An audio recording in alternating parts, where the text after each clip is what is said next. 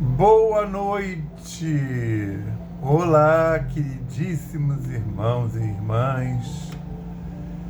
A assistência do culto do Evangelho da Noite, que vamos realizar agora, o culto do dia 26 de maio de 2022. E para fazer a nossa ambiência, para a gente começar a vibrar no padrão mental mais próximo das faixas vibratórias dos nossos guias e protetores espirituais, nós vamos acompanhar aqui essa lição do livro Fonte Viva, que é a lição 19, Apacenta.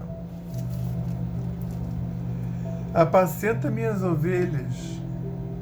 Jesus, em João, capítulo 21, versículo 17. Significativo é o apelo do Divino Pastor ao coração amoroso de Simão Pedro para que lhe continuasse o apostolado. Observando na humanidade o seu imenso rebanho, Jesus não recomenda medidas drásticas em favor da disciplina compulsória. Nem gritos, nem xingamentos, nem cadeia, nem forca, nem chicote, nem vara, nem castigo, nem imposição, nem abandono aos infelizes, nem flagelação aos transviados, nem lamentação, nem desespero. Pedro, apacenta minhas ovelhas. Isso equivale a dizer, irmão, sustenta os companheiros mais necessitados que tu mesmo. Não te desanimes perante a rebeldia, nem condenes o erro, do qual a lição benéfica surgirá depois. Ajuda o próximo, ao invés de vergastá-lo. Educa sempre. Revela-te por trabalhador fiel. Se exigente para contigo mesmo e ampara os corações enfermiços e frágeis que te acompanham os passos. Se plantares o bem, o tempo se incumbirá da germinação, do desenvolvimento, da florescência e da frutificação no instante oportuno. Não analises destruindo. O inexperiente de hoje pode ser o mentor de amanhã. Alimenta boa parte do teu irmão e segue para diante. A vida converterá o mal em detritos e o Senhor fará o resto. Graças a Deus. Graças a Deus, certamente. Graças ao Cristo de Deus. Graças ao Espírito Santo de Deus. Graças ao nosso queridíssimo patrono, São Francisco de Assis. E a todos os espíritos trabalhadores da Seara de Francisco. Graças aos nossos guias e protetores espirituais, anjos da guarda,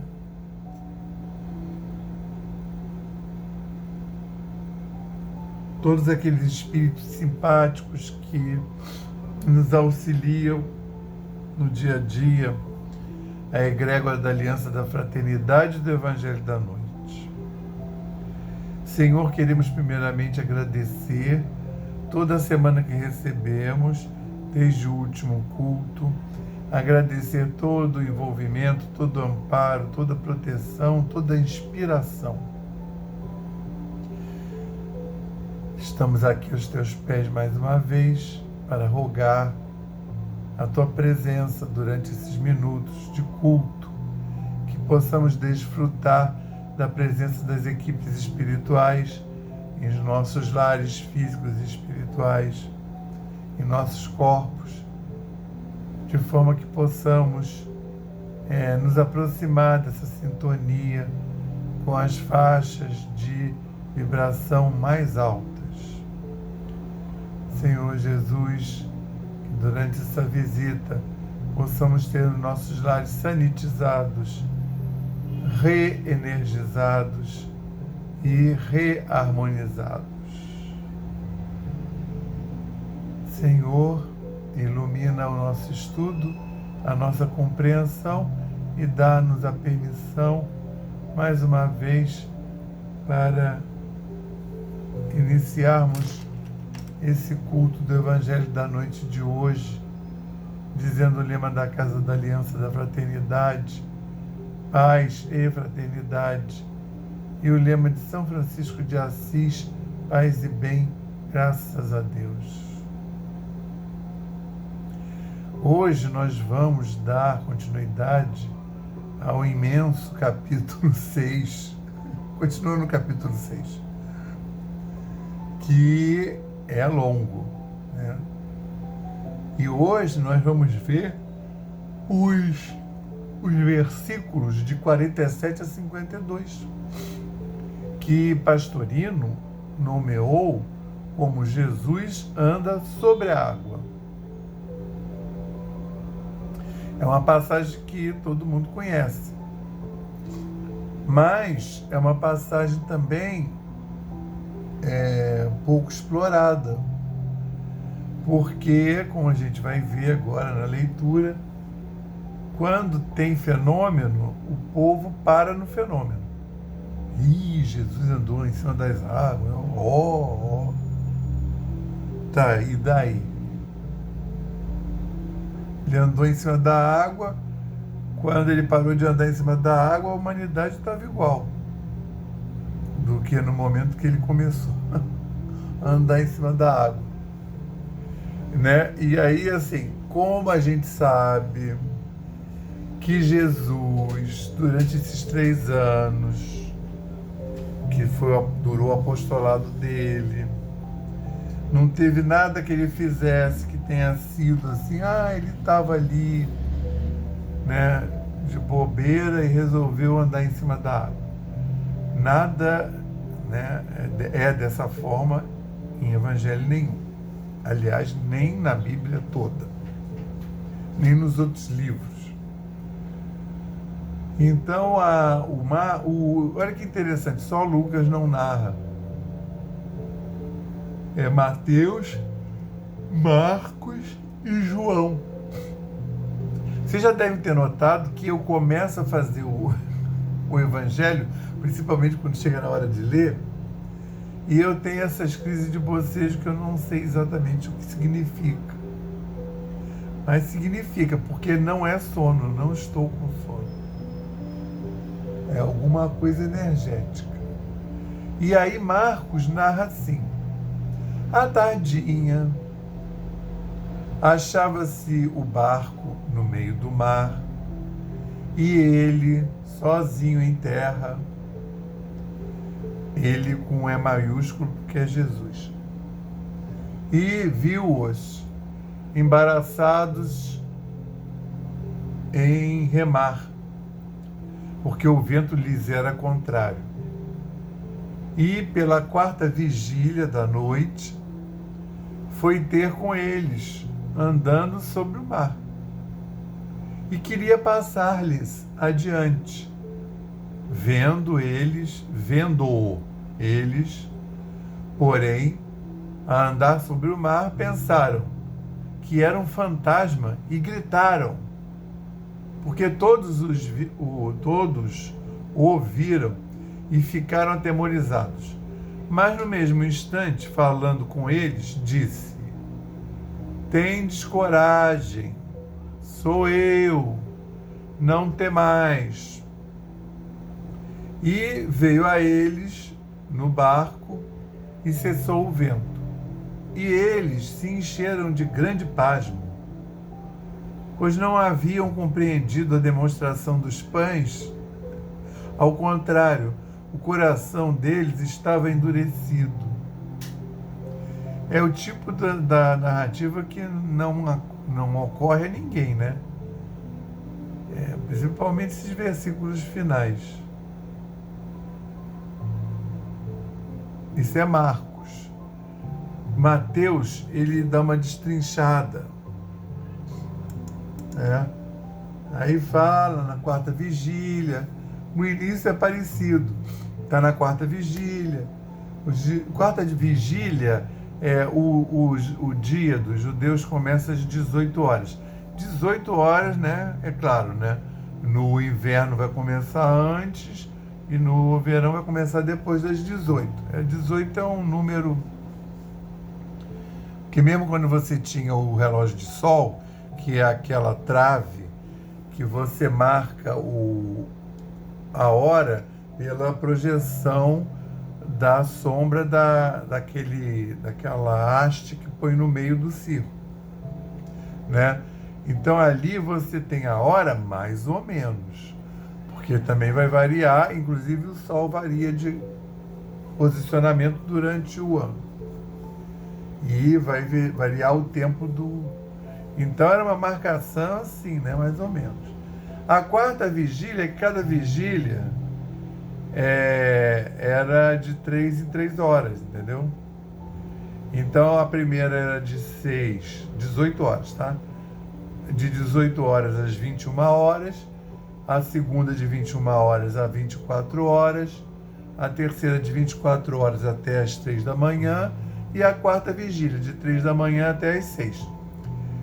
Vamos lembrar, o Jesus tinha despedido eles, assim, tinha mandado eles atravessar o lago para a outra margem.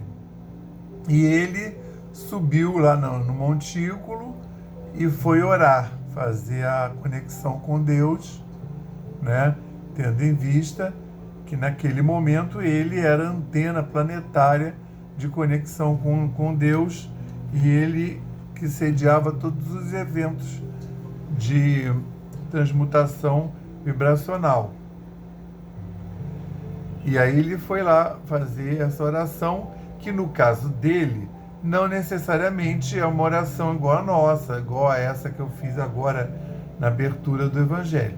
No caso dele, ele se liga, né, ele sintoniza aquela faixa de onda, tendo em vista que ele é uma das manifestações de Deus, e ele sintoniza e ele faz aquela vibração acontecer, né, sendo uma antena e sediando os eventos aqui na Terra. Espera aí que o gato ele come a sacola. Não pode mexer aí não. Eu fico com pena e deixo a porta do escritório assim encostada, porque ela quer ficar entrando e saindo. É bonitinha isso. Porque ela até não é o problema não, porque ela viveu aqui nesse escritório um tempo, aí ela veio para cá porque ela quer ouvir também a pregação. Aí ela deitou bonitinho ali. É que tem um outro que vem e fica comendo saco plástico. E aí ele até tem uma palavra assim dura, né? Ele ordenou, né, que insistiu que os apóstolos, fossem de barco para outra margem. E ele ficou lá orando no monte. E ao que tudo indica, orou bastante, né? Porque desde que tinha anoitecido, ele despediu o povo também, que estava lá, que já tinha comido, né, a multiplicação dos pães. E ele foi sozinho, e até um dos evangelistas, Mateus, diz que ele ficou lá naquela planície, naquele lugar ermo, sozinho. E aí ele ficou até a quarta vigília, até já está amanhecendo, né? Está à noite ainda, está escuro, mas está ali, é tipo 4 horas da manhã, 5. E você vê, Aí ele saiu, aí os discípulos viram andando. Quer dizer, aqui todos eles falam, os discípulos, ao vê-lo andando sobre o mar, ficaram aterrorizados e exclamaram: é um fantasma! E gritaram de medo. Isso aí é em Mateus. E Jesus imediatamente falou: tende coragem, sou eu, não tem mais. Respondendo-lhes, essa lição também podia chamar o mico dos apóstolos, porque, mas eu vou explicar, porque eu também, se eu tivesse lá, eu teria feito a mesma coisa, tá? Gritaram assim, é um fantasma. Tem um outro, não sei se é, mas não sei se é em João, ainda não tinha. Tende coragem, porque todos os viram. Vendo eles, porém, a andar sobre o mar, mas no início eles não perceberam que era Jesus. Estava de longe, era um ponto branco. Pensaram que era um fantasma. E gritaram, porque todos os viram e ficaram atemorizados. Porque todos o viram, mas não ainda reconhecendo que era Jesus, e ficaram aterrorizados. Aí, mas no mesmo instante, ele se aproximando, aí falou: tendes coragem, olha o mico, sou eu, não tem mais. Entendeu? Entrando no barco, ele já se... Jesus, eu estou procurando em João, o mar ao sofrer grande agitamento.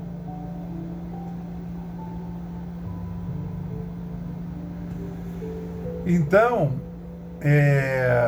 o que está acontecendo aqui, né? Eles estão... Então eu falei, está escrito lá, está na quarta vigília.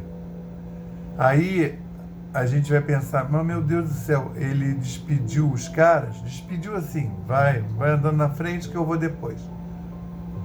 E há muito tempo atrás, era antes de meia-noite, porque já estava entardecendo, aí vem o apóstolo e fala, o Filipe, e olha, tem que despedir eles, a multidão, para eles procurarem comida aí nas aldeias. Isso era cair do dia. Aí acontece aquilo tudo, multiplicação dos pães, todo mundo come, né? E se sacia, e aí ele vai, encaminha os apóstolos e despede a multidão, despede nesse sentido, né? De dispersar, de liberar. Se bem que às vezes ele liberava, mas o povo não ia embora não, o povo deitava ali mesmo e dormia, ainda mais comendo. O problema era beber, né? Mas tinha sempre um corpo de água. Esse mar da Galileia é água doce, tá? Que eles estão lá na borda, passa para cá, passa para lá, passa para cá. É uma lagoa, né? E aí você vê, né? Por que eu disse, se eu tivesse lá, eu ia pagar esse mico também, né? Tava todo mundo lá. E aí o vento estava contrário. Então eles já estavam horas ali, mas eles tinham andado acho que 5 quilômetros. O João dá as distâncias. Porque o Mar da Galileia, nesse ponto aí, naquela época, tinha 12 quilômetros de largura. Essa travessa tinha 12 quilômetros. E eles estavam lá, parece que tinham andaram 7, estavam faltando 5 para chegar na margem. Aí, Jesus está lá e diz, né? Jesus e viu-os embaraçados em remar, porque o vento lhes era contrário. Gente, era todo mundo pescador, né? Estava acostumado a remar. Não era questão que não soubessem. É a questão que o vento estava contrário. Aí que fala, e pela 4ª vigília da noite, foi ter com eles, Jesus, andando sobre o mar, e queria passar-lhes adiante. Quando eles estavam lá, o mar já estava meio agitado, o vento contra. As ondas, que o vento sopra, traz as ondas na mesma direção que o vento sopra, né? E eles estavam indo contra.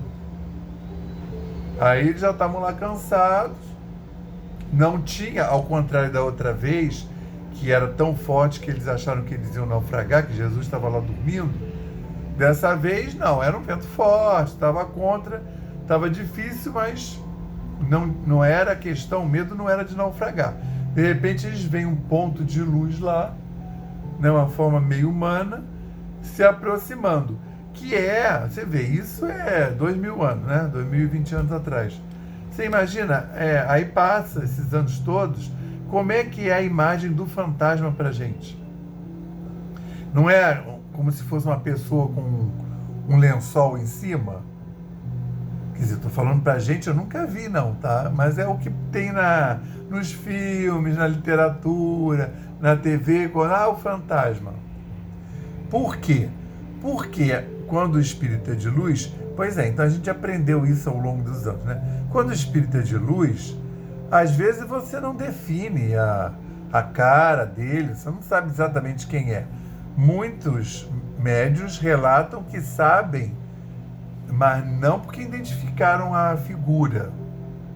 Eles sabem por intuição, pela vibração que chega e, essa daí é minha mãe. Mas não definiu necessariamente. Esses espíritos aí, mas eles não sabiam isso aí na época, eles são os bonzinhos, né? É uma aparição luminosa e muitas vezes, depois quando chega mais perto, define, né? Mas não é uma coisa óbvia. Tanto é que depois que Jesus morre, foi crucificado, né? 3 dias depois ele aparece para Madalena. Madalena não reconhece. Maria Madalena. Que uma coisa que ela sabia quem era Jesus, que ela, né? Ela sempre teve vários momentos próximo dele. Ela, na casa do apedrejamento, ela está ajoelhada, ele está de pé do lado. Então é a pessoa que viu Jesus de perfil, da direita para a esquerda, da esquerda para a direita. Mas lá, na primeira aparição, aliás, é a primeira aparição, ela não reconhece. Ela acha que é o horteleiro, o cara que cuidava lá da horta. Era uma horta, né? Tinha o túmulo lá no meio da horta, uma pedra. Ela acha que é o horteleiro. Depois, lá, os discípulos estão indo lá para Damasco. Aí Jesus se junta.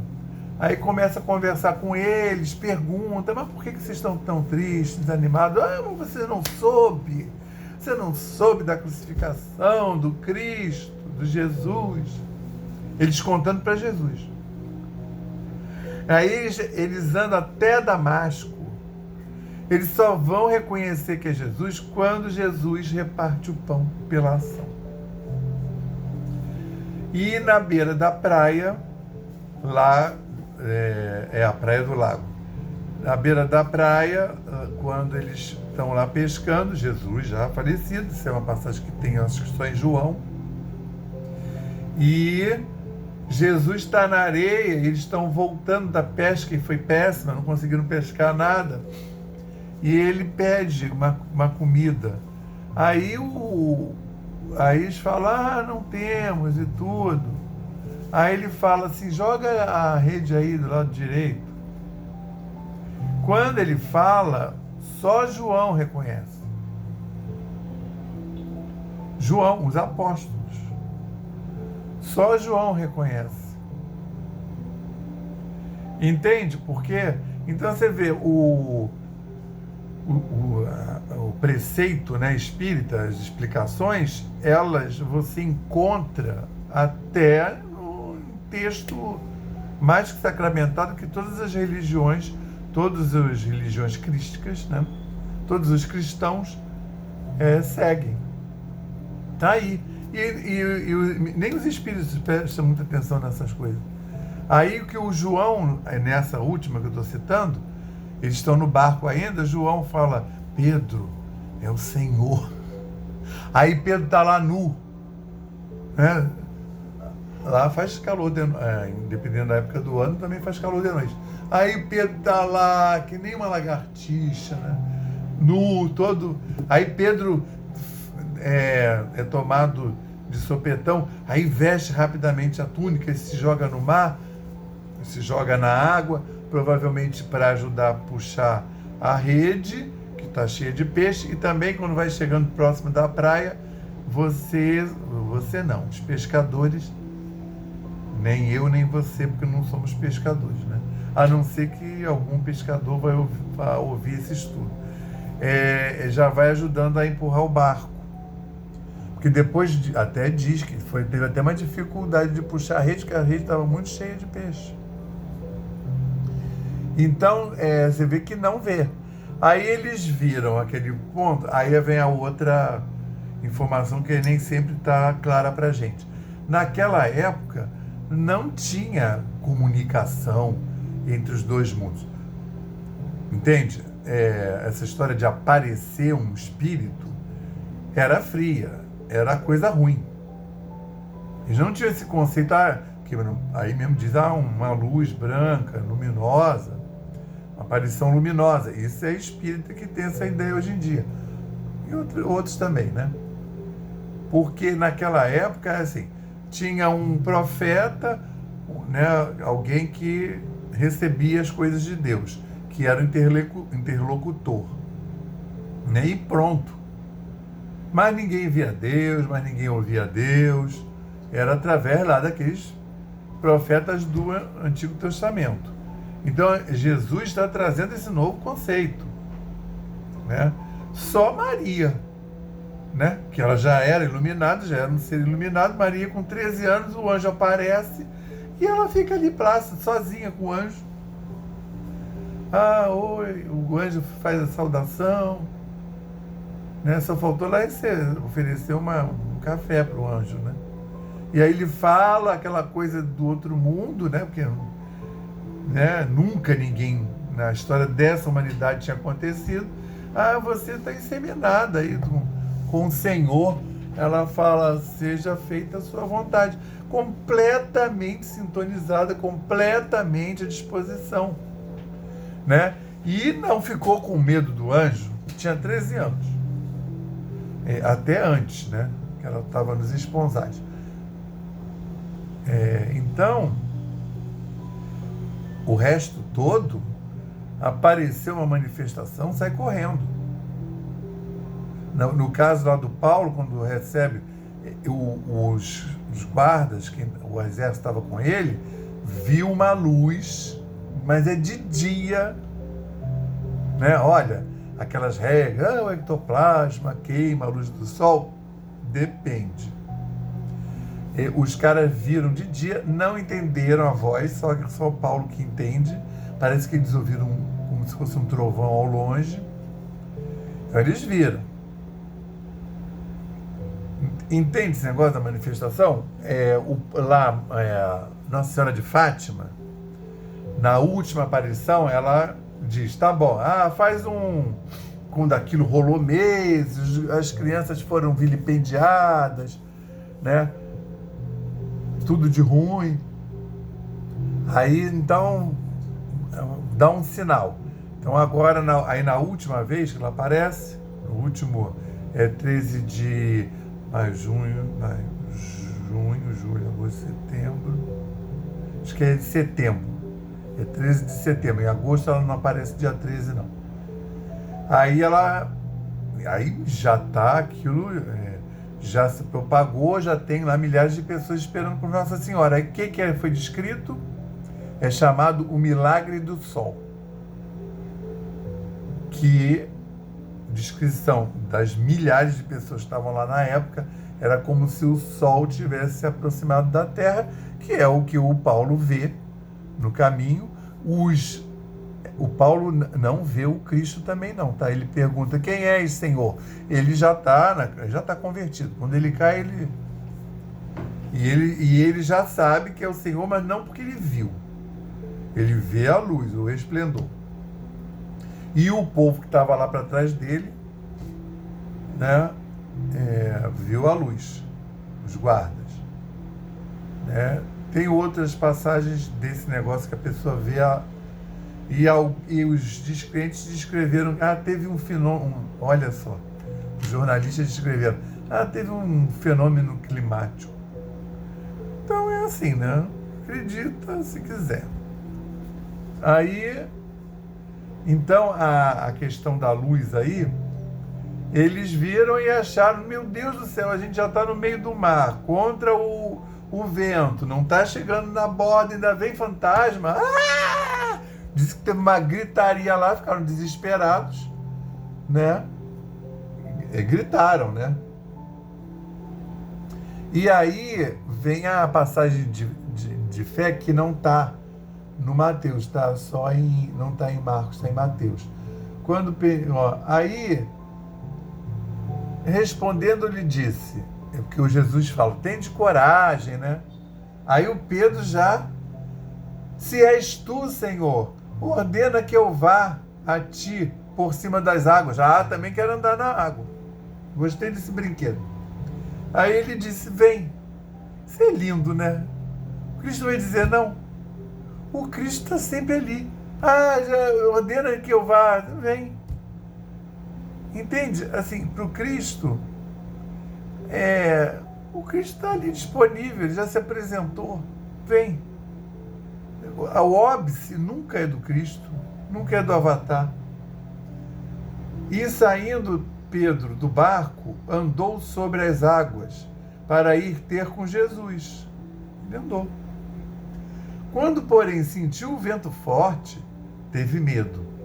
E começando a submergir, gritou, salva-me, Senhor! No mesmo instante, isso é a vida, né? Vocês estão notando que isso é uma metáfora, né? O Cristo se apresentou há 2020 anos. Ele disse, vem. Aí a gente vai, mas não confia totalmente, entendeu? Aí ele fala, ele fica lá olhando, né? Vem. Aí vai, mas depois vacila. Aí começa a submergir. Aí às vezes, nem todo mundo, hein? Isso aí já é o bonzinho. Lembra de gritar, salva-me, Senhor. Porque os avatares, os mentores, eles só vão poder ir a seu encalço se você os chamá-lo. Né? Salva-me, Senhor. Aí o que ele fez? Ele estendeu a mão. No mesmo instante, estendeu a mão, segurou e disse-lhe, ô fé pequena, por que duvidaste? E isso define a nossa estada na terra, né? A gente só não faz as coisas porque a gente não tem fé, a gente não confia totalmente. A gente não se liga totalmente o tempo todo a Cristo, que é o Filho de Deus que a gente conhece, né? Que a gente viu. Gente, humanidade. Então, aí você vê, né? E olha como é que fecha, isso está em Mateus. E entrando ambos no barco, Jesus e Pedro, o vento cessou. Então os que estavam no barco prostraram-se ante a ele, Cristo, dizendo, verdadeiramente és um filho de Deus. E aí, você acha que isso está sacramentado? Não, eles falaram ali, mas daqui a 2 dias eles já não vão estar com essa certeza toda. Porque esse é o nosso dilema. É o que Pedro acabou de falar. Que Pedro confiava em Jesus. E ele acreditava, e ele seguia. Senhor, ordena-me que eu vá até a ti. Vem. Aí ele foi. Mas depois ele começa a duvidar. Mas será? Mas tem um vento, mas eu estou andando em cima da água. Não pode. E aí, meu filho? Afunda.